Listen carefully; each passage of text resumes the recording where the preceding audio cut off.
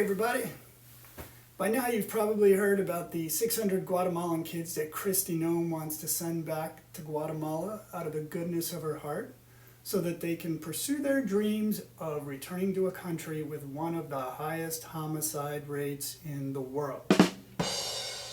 These young people are ready after having been prepped here in the US, where life has become so dangerous in cities like Washington, D.C. and Los Angeles, that the National Guard has been called in to restore order.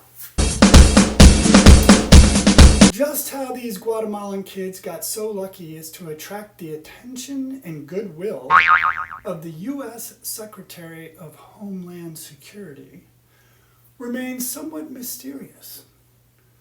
Although some have speculated that many of the children made it onto the government's radar by being in foster programs. That is one possibility, but I think it had more to do with their dominance in the sports of equestrian, fencing, polo, and sailing. When Kristi Noem gave the order to round up these youngsters, was it a coincidence that one of the first places her team searched was at the boat clubs? Where else would you find a Guatemalan orphan? Despite Noem's well-intentioned efforts, the Guatemalan kids must survive the rough streets of the United States a little longer before returning to their idyllic homeland, because a federal judge has issued an emergency order blocking their first-class flight back. Judge Sparkle Suknanan, Google it, I did not make that name up, halted the flight because she was concerned that flying these kids back to Guatemala in first class would only spoil them. America has done enough to spoil these young people, she said. Haven't we done enough by giving them top-notch educations and introducing them to equestrian, fencing, polo, and sailing? They should really fly back to Guatemala in coach and arrive there humbly.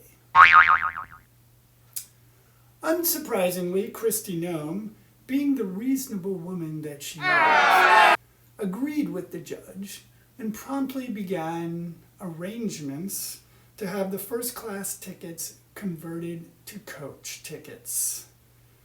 With any luck, it won't be long before these 600 humble Guatemalan kids will be back on their own soil, spreading stories far and wide to their fellow Guatemalans about the great United States that welcomed them with open arms into its schools and boat clubs as if they were little white kids, and taught them equestrian, fencing, polo, and sailing, and then sent them back home to live happily ever after as if they were little brown kids. Thank you, everyone. Please be sure to hit like and subscribe if you enjoyed this content.